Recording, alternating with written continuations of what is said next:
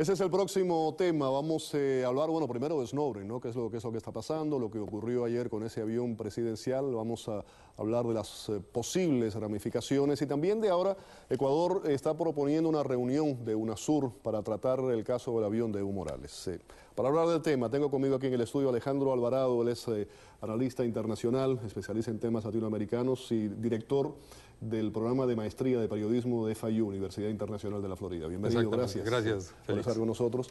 Y le damos las buenas noches desde Boston. Nos acompaña Carlos Sánchez Berzaín, analista político boliviano. ¿Qué tal, Berzaín? ¿Cómo está? Buenas noches, bienvenido. Encantado, buenas noches. Un saludo al programa y a toda la audiencia. Comienzo con usted, si le parece. ¿Qué lectura le da desde Boston a lo que ocurrió con el avión presidencial de su país? Mire, primero son todas versiones del gobierno boliviano.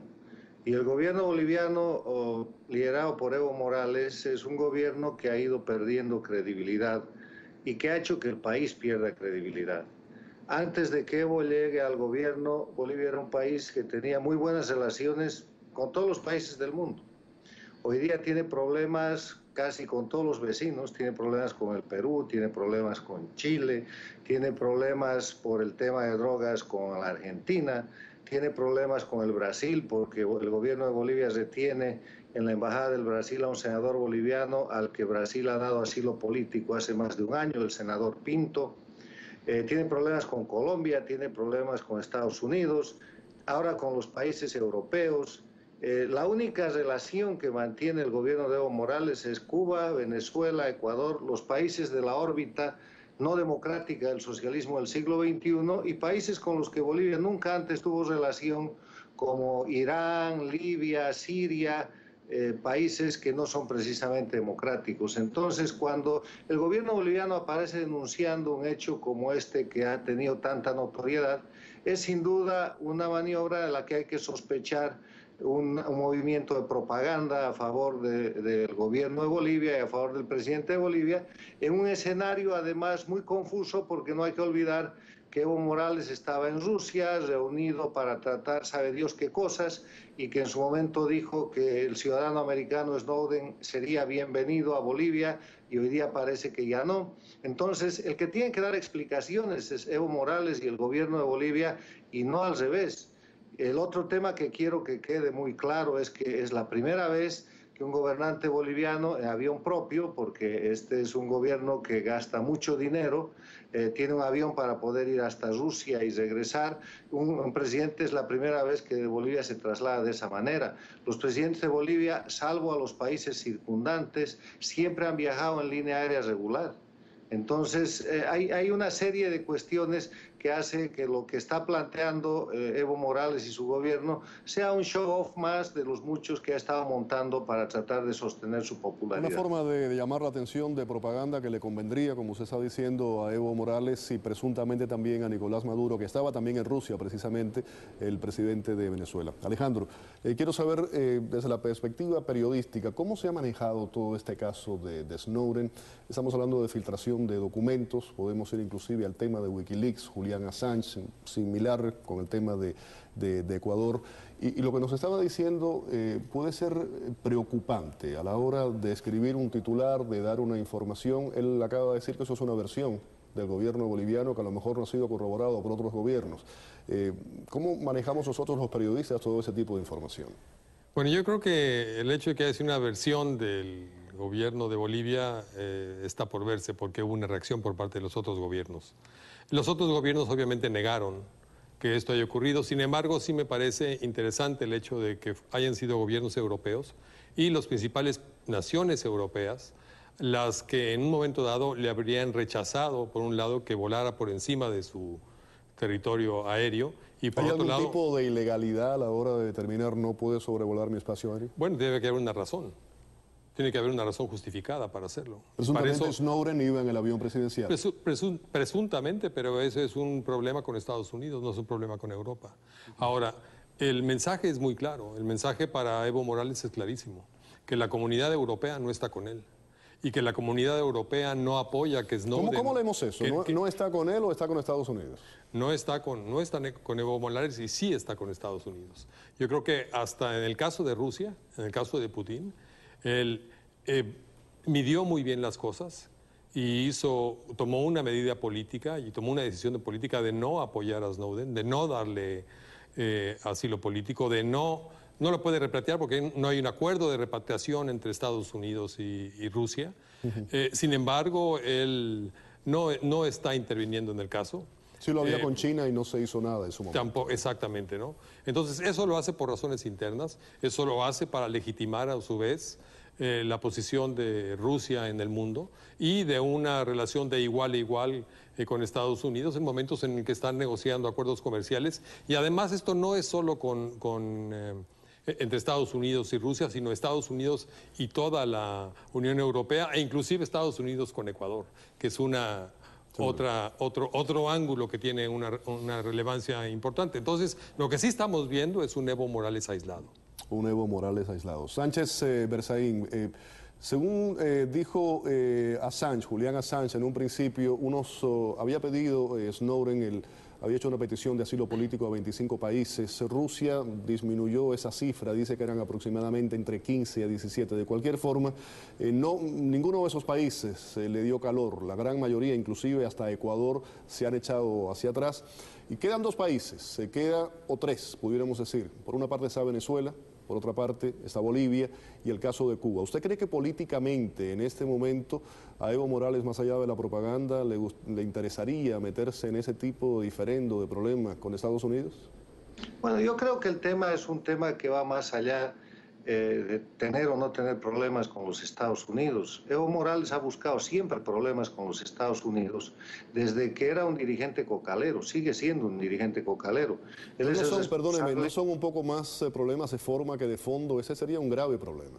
Mire, tan no son de forma que Evo ha expulsado al embajador americano de Bolivia, después ha expulsado a la agencia antinarcóticos, a la DEA, y este año ha expulsado a la Agencia para el Desarrollo, a USAID. Entonces, digamos, esto sería algo considerado mucho más grave por algún agente del gobierno americano, pero esa es su evaluación. Evo es uno de los abanderados que se llena la boca de antiimperialismo, lo acaba de hacer en Rusia, diciendo ojalá Rusia volviera con los países latinoamericanos para poder frenar a los Estados Unidos. Y lo que estamos viendo son tres países del eje denominado del socialismo del siglo XXI, tres países donde no hay democracia, la dictadura cubana, Venezuela y Bolivia, que son manejados por líderes que están por encima de la ley, que han destrozado el Estado de Derecho y que tienen un discurso que a momentos lo manejan con mucho resultado de popularidad localmente, que es el recurso de hablar de antiimperialismo y hacer discursos contra los Estados Unidos. Cuando Evo Morales tiene algún problema serio, echa la culpa a los Estados Unidos. Hay que recordar que Maduro está constantemente denunciando complots y amenazas incluso contra su vida, mirando a los Estados Unidos. Entonces, y eso es un sello de una patente cubana. Fidel ha hecho eso por más de 50 años y estamos en pleno siglo XXI viviendo el crecimiento de procesos no democráticos de la mano de la dictadura cubana y el discurso antiimperialista les funciona. Ahora, si uno de estos tres países va a llegar o no va a llegar a dar asilo a este ciudadano americano, es algo que yo creo que sí puede suceder porque sería un acto extraordinario para ellos de provocación a los Estados Unidos y además no sería el primer tema de acusación penal o de crimen internacional que estos países estén cubriendo. En Bolivia hay guerrilleros de Sendero Luminoso, gente vinculada con las guerrillas del Perú que tienen protección política. Hay gente que ha venido en esta nueva relación que Bolivia maneja con Irán. Ha llegado a Bolivia hace un año más o menos el ministro de Defensa de Irán con todos los honores a inaugurar una instalación militar cuando es perseguido y buscado por el tema de la AMIA, de ese tremendo acto terrorista en Argentina. Hemos conocido cómo y con qué énfasis el presidente Chávez en vida ha defendido al Chacal, a este famoso terrorista que ha sido condenado en Francia, y de Cuba no hablemos. Entonces, a mí no me extrañaría que cualquiera de estos países quiera dar asilo, además, a una situación en la que habrá que ver si es que ellos mismos no han provocado. Hay que ver, se irán sabiendo las cosas y se verá si este ciudadano que trabajaba para los servicios de seguridad de los Estados Unidos, ha tomado la decisión que ha tomado de mutuo propio, con alguna inducción, con alguna promesa, porque resulta muy raro que el camino que él esté recorriendo para denunciar esto sea un camino que pase por la China, vaya a Rusia y después mire al Ecuador y mire a Bolivia y mire a Venezuela y mire a Cuba, cuando pudo haber ganado mucha más valía su denuncia haciéndola en los Estados Unidos, donde hay democracia, donde hay tribunales independientes, una Corte Suprema fuera de toda duda y donde hay opinión pública libre y hay libertad de prensa. Nada de eso existe en los países donde él quiere ir. En Bolivia no hay libertad de prensa, en el Ecuador no hay libertad de opinión, en Venezuela hay persecución política. Todos esos países son países con perseguidos políticos, con exiliados políticos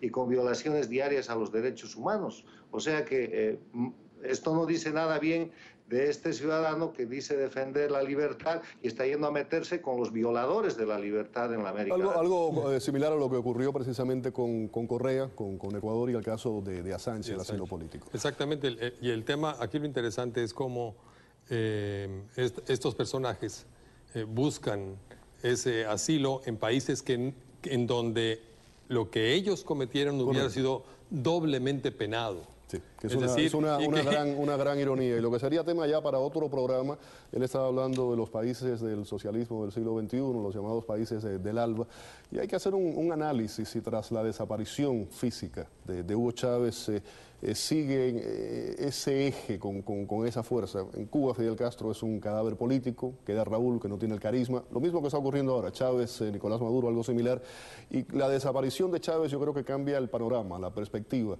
de América Latina en general. Por eso es tema para otro programa. Le agradezco mucho que haya estado con nosotros hoy aquí en el programa. Muchísimas gracias, Alejandro Alvarado, y también las gracias desde Miami. Nos acompañaba Carlos Sánchez Berzaín, analista político boliviano, él estaba en Boston con nosotros.